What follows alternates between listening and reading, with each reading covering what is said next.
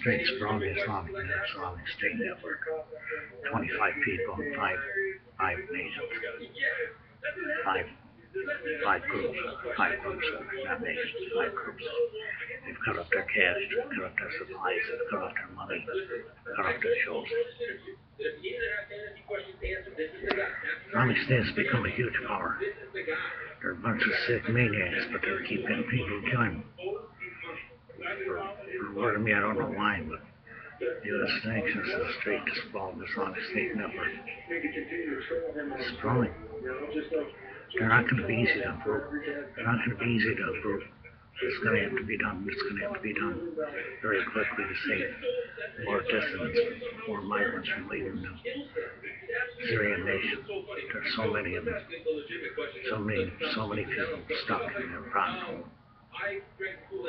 My heart breaks for them. The U.S. is new sanctions illustrate sprawling Islamic State network.